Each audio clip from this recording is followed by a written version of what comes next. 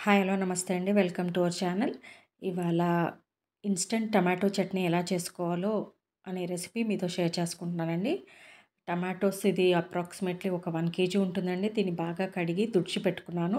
తుడిచిపెట్టేసి తుడిచిపెట్టుకున్న తర్వాత కట్ చేసుకున్నాననమాట.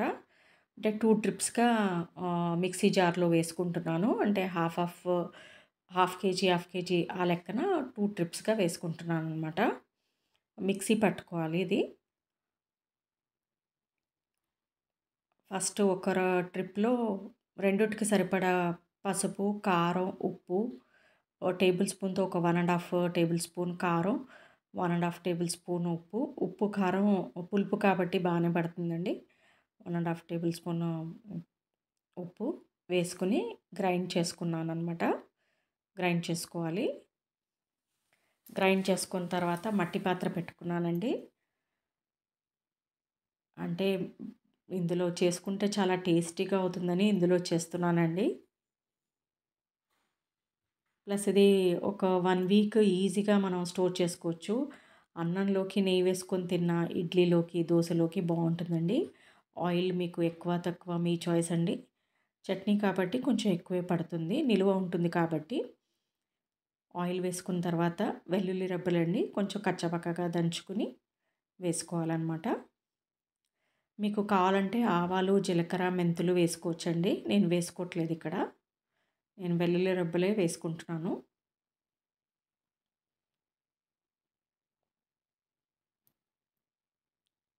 మీకు నచ్చితే లైక్ చేయండి, షేర్ చేయండి, సబ్స్క్రైబ్ చేసుకోండి. సబ్స్క్రైబ్ చేసుకునే వాళ్ళు మా సెకండ్ ఛానల్ ఏఎంఎస్కే క్రిష్ ఛానల్‌ని కూడా లైక్, షేర్ అండ్ సబ్స్క్రైబ్ చేసుకోండి. డిస్క్రిప్షన్ లింక్‌లో ఇస్తామండి. వెల్లుల్లి రెబ్బలు వేసుకున్న తర్వాత కరివేపాకు వేసుకుంటున్నానండి. మీకు ఇష్టమైతే ఆవాలు, జీలకర్ర, మెంతులు కాస్త వేసుకోవచ్చు.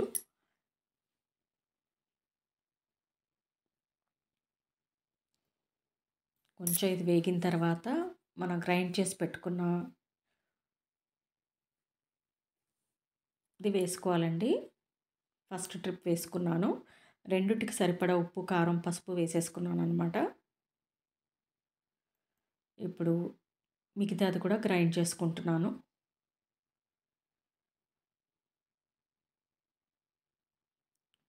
అంటే ఇంచుమించు ఒక 1 కేజీ ఉండొచ్చండి.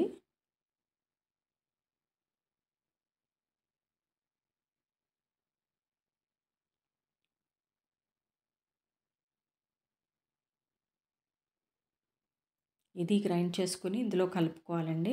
గ్రైండ్ చేసుకున్నాను.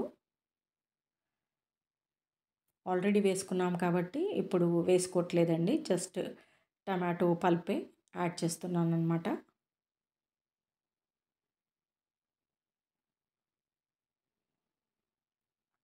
కొంచెం ఉడకాలండి టమాటోస్.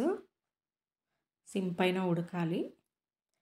ఇందులో మట్టి పాత్ర మనం సిమ్‌లోనే ఎక్కువ 3 వంతులు సిమ్‌లో పెట్టుకున్న తర్వాత హై చేసుకోవాలండి. కాస్త చింతపండు వేసుకున్నాను. ఇంకా గరిటెలు కానీ, స్పూన్స్ కానీ ఏవైనా కట్టె స్పూన్స్‌తే వుడెన్ లాడిల్సే వాడాలనమాట.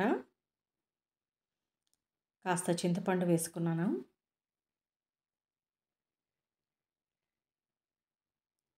ఇప్పుడు కొంచెం ధనియాల పౌడర్ అండి. ఒక ½ టేబుల్ స్పూన్ వేసుకున్నాను ధనియాల పౌడరు. బాగా కలుపుకున్నాను. ఇప్పుడు ఆవాలు, జీలకర్ర, మెంతుల పౌడర్ అండి. ఇది ఒక ఒక 1/4 టేబుల్ స్పూన్ వేసుకున్నానండి. దగ్గర పడాలండి. నూనె తేలాలనమాట. అప్పటి వరకు స్టవ్ పైన పెట్టుకోవాలి. మూడొంతులు ఉడికాక హై చేసుకున్నానండి స్టవ్వు. నూనె తేలుతుందండి. దగ్గరకొస్తుందనమాట. నచ్చితే లైక్, షేర్ అండ్ సబ్స్క్రైబ్ చేసుకోండి. థ్యాంక్ యూ అండి.